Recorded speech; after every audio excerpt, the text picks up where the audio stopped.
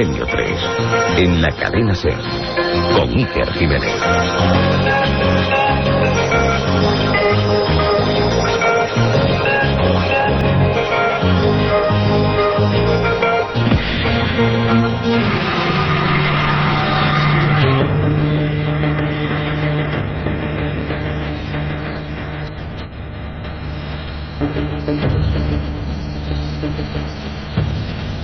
Es posible escribir el futuro. Hay personas capaces de dejar plasmadas con su puño y letra sucesos que están por ocurrir.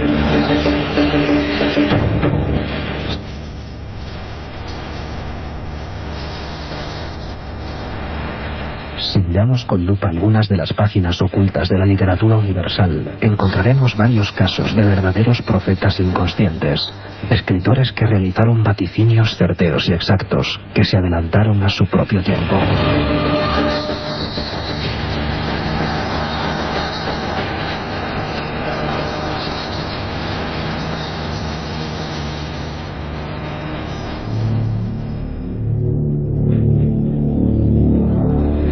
Cuatro y 11 minutos de la tarde.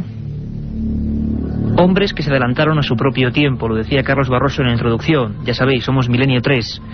Además, Katia Rocha, Carmen Porter, que os habla Iker Jiménez, y a los mandos de la nave del misterio, nuestros compañeros y lugartenientes José Antonio Hernández y Paco Quiroga. Me gustaría, porque no tenemos mucho tiempo, contaros brevemente una historia que creo que os va a interesar. Un pequeño lapsus entre tanta información, lógicamente, informativa y a un paso del fútbol. ¿Es posible que alguien, sin ser un profeta, escriba cosas que están por ocurrir? Todos hemos escuchado la historia del Titanic, ¿verdad? Todos hemos escuchado esas sirenas, esos buques transatlánticos que viajaban. Quizá esta podía ser la del gran barco Titanic, que se hizo célebre primero porque era el más grande construido en la historia por aquella compañía White Star, y segundo por su misteriosa desaparición. Hubo un montón de historias. Un día haremos un programa sobre el Titanic, pero yo quería, como sé que todos conocéis la historia, contaros cómo unos 30 años después, en una vieja librería, se encuentra una obra. Se llamaba Futility. La había escrito un viejo marinero llamado Morgan Robertson. Y atentos a los datos. Morgan Robertson, y esto en los libros, y quien nos habla tiene un mínimo de experiencia en el asunto literario, hay unos derechos, unos se llaman en España ISBN, sobre los que no hay duda. Se dice cuándo fue impreso ese volumen. Futility fue impreso en 1898, 14 años antes de que el Titanic se estrellase contra un iceberg. Este viejo marinero tenía fama de visionario entre sus amigos. Veía cosas que estaban por ocurrir, pero nadie le creía. Cuando, tiempo después del desastre del Titanic, llevado al cine y llevado a las pantallas, se dan cuenta de este libro, la gente se queda helada. Os lo cuento. El protagonista de ese libro, Futility, era un buque, el más grande construido en la época, según el novelista. Se llamaba Titán. Iba propulsado, una novedad para la época, por 3 hélices, igual que el Titanic. Desplazaba, según este novelista, además sin ningún éxito, la novela no se vendió absolutamente nada o prácticamente nada, desplazaba 70.000 toneladas de peso. 67.000 era lo que desplazaba el Titanic. Medía 820 pies, casi los mismos, exceptuando una ventaja de 10 pasos a favor del Titanic. Pasajeros 2.177, 2.277 en el Titanic. En la novela, escrita 14 años antes, este barco iba a dirección Terranova 24 nudos, igual que el Titanic. Zarpaba del puerto de Southampton, el mismo que el Titanic. Un mes de abril, igual que el Titanic. Se hundía exactamente a 39 millas de Terranova, 5 días después de colisionar con un iceberg. El número de supervivientes de la novela del accidente del buque Titán solo variaba en 50 personas. Morgan Robertson, Futility, ¿él quiso ver el futuro o simplemente una casualidad? Lo cierto y verdad es que hay un sinfín de escritores célebres, es decir, no personajes oscuros, dantescos, de estos que van de profetas por la vida, sino escritores que han hecho historia, que si vemos sus libros nos damos cuenta que se adelantaron a un sinfín de acontecimientos, y con el detalle y la precisión sobrecogedora de la historia de Morgan Robertson. Por cierto, Futility, nosotros tenemos una copia de ese libro, es algo casi inencontrable, se ha convertido en objeto de culto. ¿Cómo es posible que alguien, 14 años antes, acertase medidas, velocidades, dimensiones, lugar de salida, forma de morir? ¿Cómo es posible? Pues ahora prepararos para muchas más sorpresas. Habéis oído hablar de Jonathan Swift, ¿verdad? El autor de Los viajes de Gulliver. ¿Quién no lo ha leído de niño? Escuchad atentamente.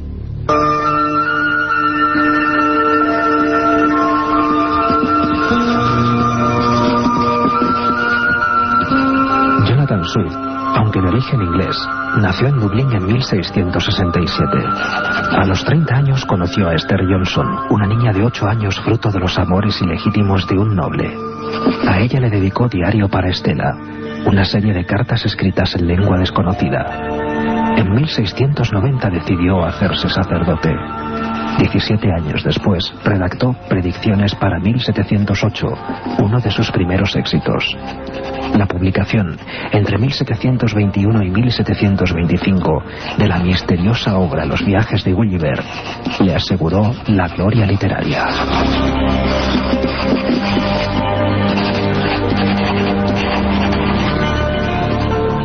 Jonathan Swift hizo esa célebre obra que muchos enclavaron en literatura juvenil, quizá con un tono despectivo, literatura casi para niños.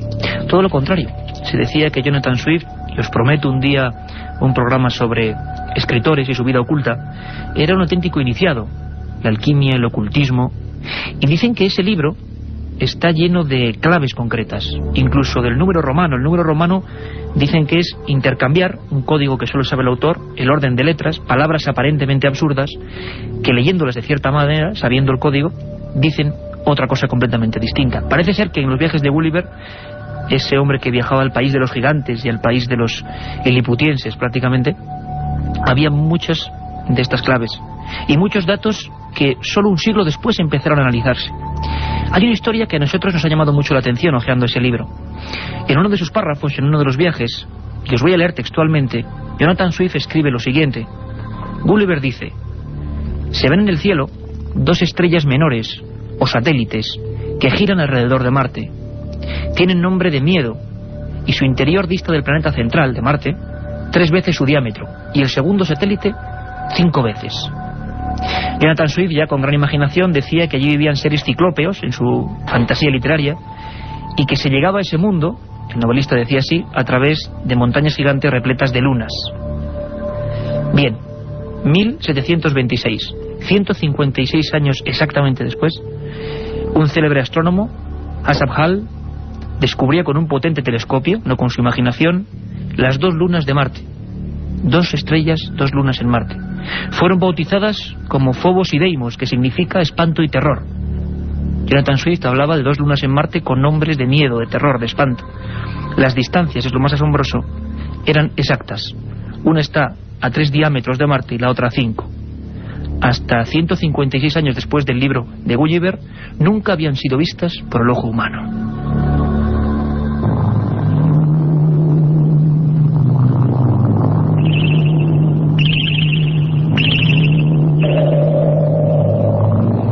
Pero sin duda, si hablamos en este repaso rápido de literatura y misterio, de vida oculta de algunos escritores, de mensajes que se adelantaron al tiempo, no podemos sino referirnos a un personaje que solo pronunciarlo, estoy seguro que todos ya recordamos espantos, terrores de la juventud, Edgar Allan Poe.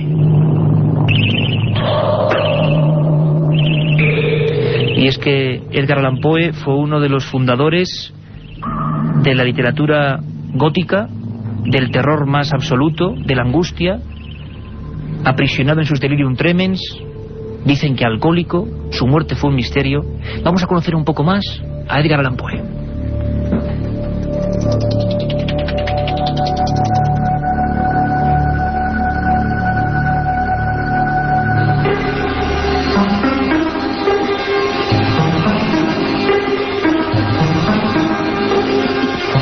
Edgar Allan Poe, nacido en Boston en 1809, es una de las figuras más misteriosas de la literatura universal. Su primer libro, representante ya de su universo tenebroso lleno de angustias, Tamerlán y otros poemas, pasó sin pena ni gloria. Posteriormente publicó más de 50 relatos de terror gótico. Su novela, Las aventuras de Arthur Gordon Pym, profetizó varios hechos asombrosos.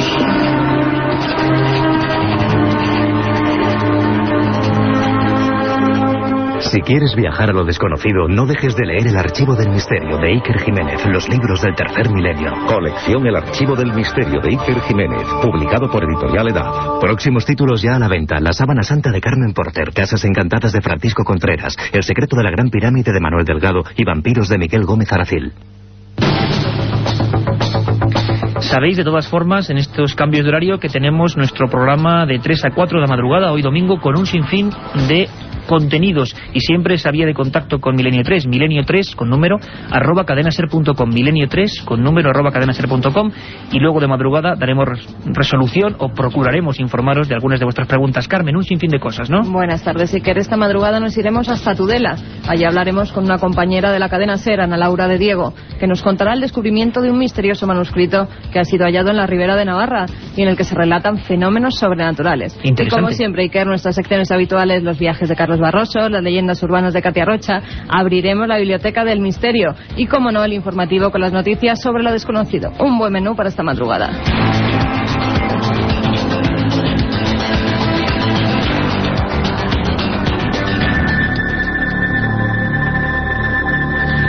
Pues hablábamos de Edgar Allan Poe, y seguro que muchos han leído una novelita que fue una de las primeras que le dio verdadero éxito, que se llamaba Las aventuras de Arthur Gordon Pym.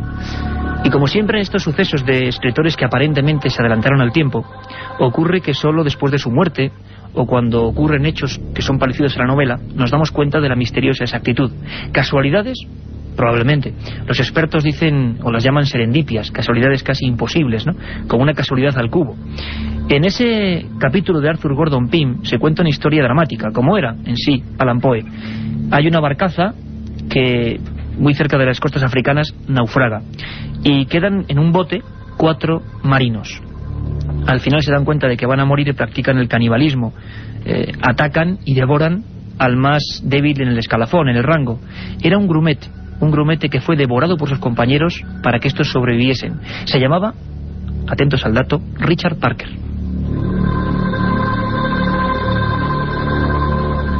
Tiempo después de la misteriosa muerte de Edgar Allan Poe, sabéis que se le encontró en una calle de Baltimore, envuelto en delirios, además muy agresivo con los médicos. Parece que hay varios investigadores que descubren un hecho asombroso. En la prensa francesa, 47 años después, portadas de la prensa francesa, se habla del naufragio de la barcaza Mignonette, exactamente a 8 millas de las costas de Cabo Verde. Y ocurre algo que a los amantes de Poe no les pasa desapercibido. Y de nuevo, como en otros casos, ese nerviosismo recorriendo el espinazo. Otra casualidad imposible. Y es que en esa barcaza Mignonette parece ser que sobreviven 4 personas en un principio, idéntico a lo que escribió Allan Poe. En una barcaza llegan casi hasta la costa, pero llegan y sobreviven gracias a que han practicado el canibalismo, devorando, como decimos, a uno de los compañeros. Curiosamente, y parece hasta lógico, el que menos mandaba, el más débil en el rango. Era un grumete bastante rollizo, y según publica la prensa francesa, se llamaba Richard Parker. Esa historia dio también un halo de misticismo, de absoluta gloria en lo oculto a Allan Poe.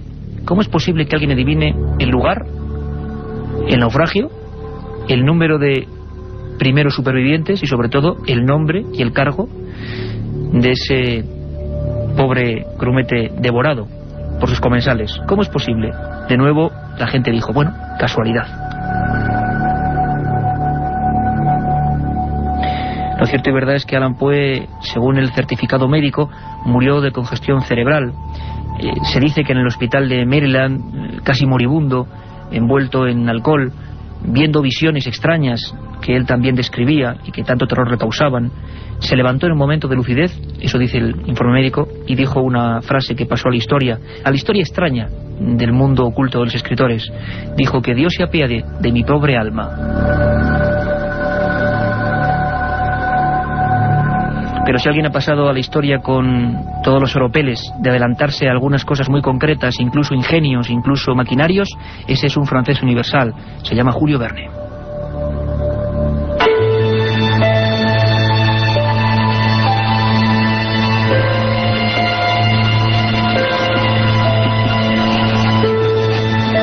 Julio Verne fracasó en sus inicios literarios a pesar del apoyo decidido de otro novelista francés como Alejandro Dumas. El éxito le llegó con la propuesta del editor Hetzel, que le contrató 40 volúmenes de una nueva colección. El primero de ellos se tituló 5 semanas en globo. Sus obras más aclamadas son los llamados viajes extraordinarios, tanto al fondo del abismo como al centro de la Tierra o al espacio exterior. Precursor de la ciencia ficción, se adelantó a objetos y acontecimientos que los hombres aún no podían ni soñar en pleno siglo XIX.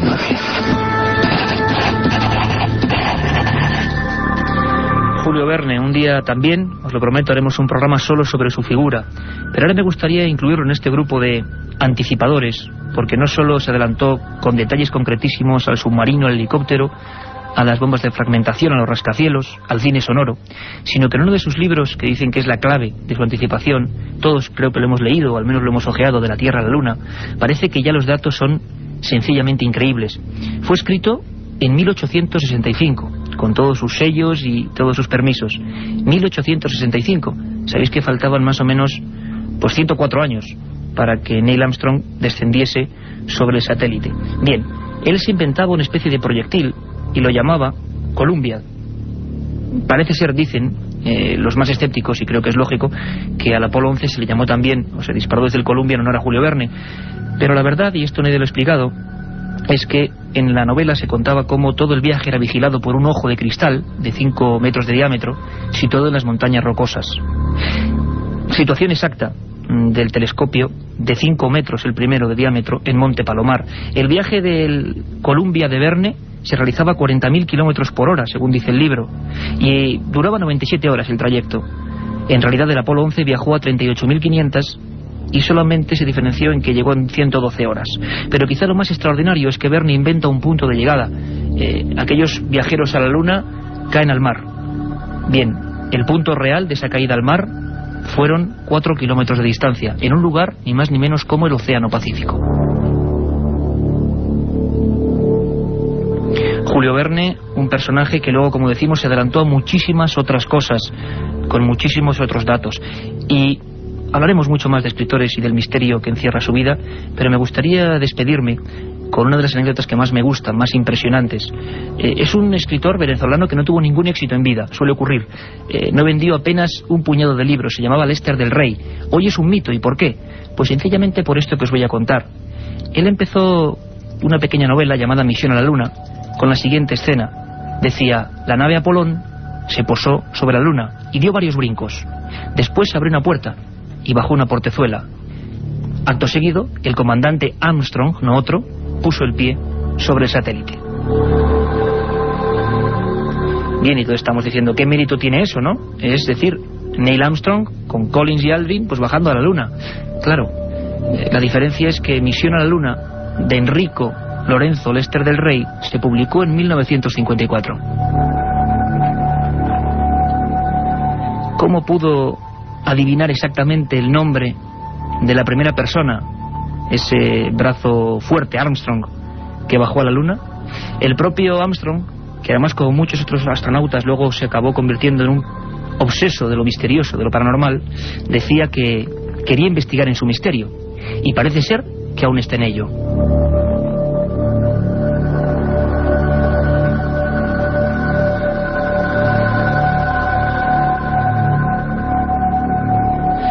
Hablaremos de mucho más. Esto ha sido simplemente un preámbulo para que ahora los compañeros de Carrusel os lleven a todos por las sendas del fútbol.